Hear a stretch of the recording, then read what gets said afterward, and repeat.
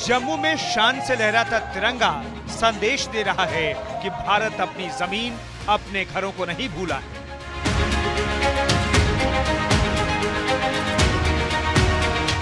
कश्मीर की उन वादियों को नहीं भूला है जिन पर पाकिस्तान ने जबरन कब्जा कर रखा है। 75 साल के बाद भी भारत पाकिस्तान अधिकृत कश्मीर को नहीं भूला है। पीओके हमारा है, अभी आवाज जम्मू में जोर पकड़ने लगी है।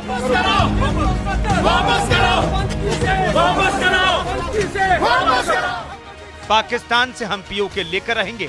अब ये मांग जम्मू की फिजाओं में बुलंदी के साथ उठने लगी है। तो हो ही रहा है पाजी, कहाँ दूर है हम, काहे को चिंता करते हो। बहुत अच्छा लगा सर, बहुत अच्छा लगा। संदेश तो इतना, देखिए इतने लोगों का इकट्ठा होना ही अपने आप में बहुत बड़ा संदेश है। और बात सीधी है कि हमारे अपने लोग वहाँ परेशान हुए, उन्होंने तकलीफ़ें उठाई और क्या नहीं हुआ है, जितना कहो इसके बारे में उतना कम है। लेकिन यस, वहाँ के लोग भी चाहते हैं और हमारे पार्लियामेंट में ये बात कही गई है कि वो एरिया हमारा है, तो उससे दूर रहने का भी हमारा कोई फर्ज बनता नहीं। हमें जम्मू में एक खास कार्यक्रम का आयोजन किया गया था जिसमें अभिनेता मुकेश ऋषि मुख्य अतिथि के तौर पर आमंत्रित थे। बॉलीवुड में अपने अभिनय के दम पर अपनी विशिष्ट पहचान बनाने वाले मुकेश ऋषि का परिवार भी पाकिस्तान अधिकृत कश्मीर के मीरपुर का ही रहने वाला था। पलायन का दंश मुकेश ऋषि के परिवार ने भी झेला है।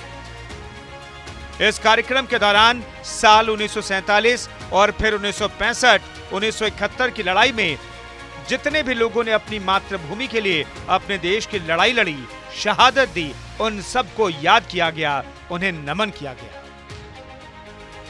पीओके भारत का हिस्सा है और अब इसे भारत में वापस लाने की उम्मीद भी जगने लगी है।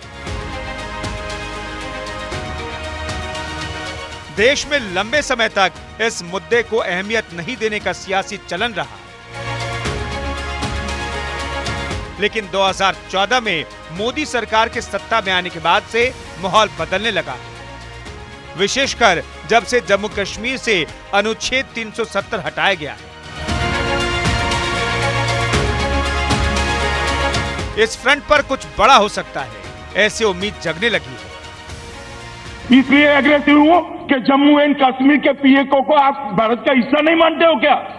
एग्रेसिव ना हो, जान दे देंगे इसके लिए। क्या बात कर रहे हो आप? एग्रेसिव होने की क्या बात कर रहे हो? जान दे देंगे इसके लिए।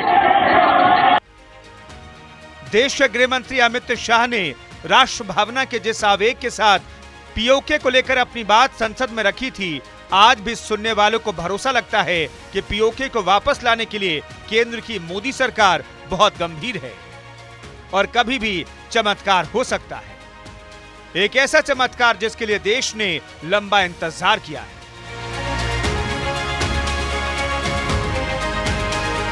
साल 1947 में पाकिस्तान से हुई लड़ाई के बाद कश्मीर दो हिस्सों में बंट गया था।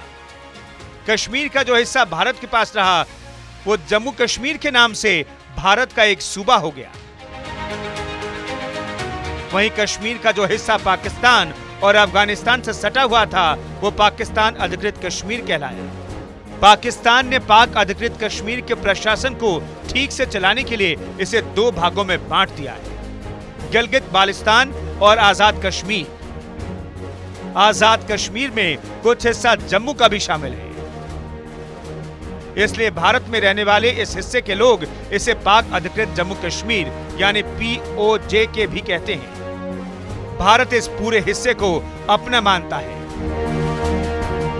पाकिस्तान आजाद कश्मीर को गुलाम कश्मीर मानता है और इसकी आजादी की तैयारी में जुटा है। साल 1947 के बाद से जो गलती तत्कालीन सरकारों की तरफ से की गई, उसमें सुधार करना चाहता है। साल 1947 में भारत की स्वतंत्रता के समय अंग्रेजों ने रियासतों पर अपना दावा छोड़ दिया और उन्हें भारत या पाकिस्तान में शामिल होने या स्वतंत्र रहने के विकल्पों पर फैसला लेने की आजादी दे दी। जम्मू कश्मीर के महाराजा हरि सिंह ने भारत और पाकिस्तान किसी को नहीं चुना। जम्मू और कश्मीर को एक स्वतंत्र संप्रभुत्व वाला देश बनाना तय किया, लेकिन जम्मू और कश्मीर में मुस्लिमों की बाहुल्यता होने की वजह से माहौल बिगड़ता चला गया। 21 अक्टूबर 1947 को पाकिस्तान समर्थित कबीलाइयों ने विद्रोह शुरू कर दिया। अतिक्रमणकारियों ने पुंछ जिले को कब्जे में ले लिया। मुजफ्फराबाद और बारामूला के शहरों पर कब्जा कर लिया और राज्य की राजधानी श्रीनगर से उत्तर पश्चिम में 20 मील दूर तक पहुंच गए। तब जाकर 24 अक्टूबर 1947 को महाराजा हरि सिंह ने भारत से मदद की गुहार लगाई।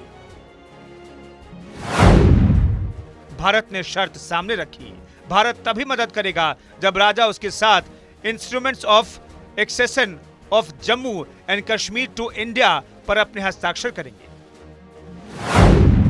आखिरकार 26 अक्टूबर 1947 को महाराजा हरि सिंह ने इंस्ट्रूमेंट ऑफ एक्सटेंशन पर साइन कर दिए।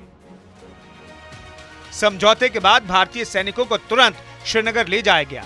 इसके बाद पाकिस्तान की सेना खुलकर भारत के साथ लड़ने लगी। इसी लड़ाई के दरमियान दोनों देशों के बीच यथास्थिति बनाए रखने के लिए समझौता हो गया और जो जिले पाकिस्तान ने हथियाए थे वे उसके पास ही रह गए। इन्हीं हथियाए गए जिलों को पाकिस्तान अधिकृत कश्मीर यानी पीओके कहा जाता है।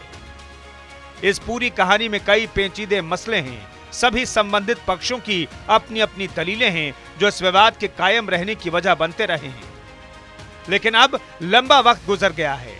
भारत अब इसे और लंबा खींचने के मूड में बिल्कुल नहीं है। गिलगित बाल्टिस्तान से अलग पाकिस्तान के कब्जे वाले कश्मीर के दक्षिणी हिस्से में 8 जिले हैं।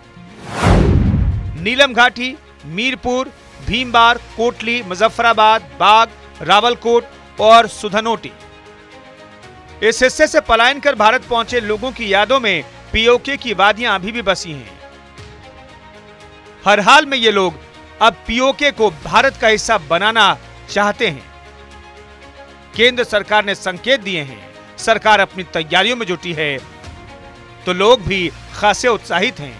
मानने लगे हैं जल्द ही जम्मू से मीरपुर तक सीधी ट्रेन जाएगी। Bureau report, news India.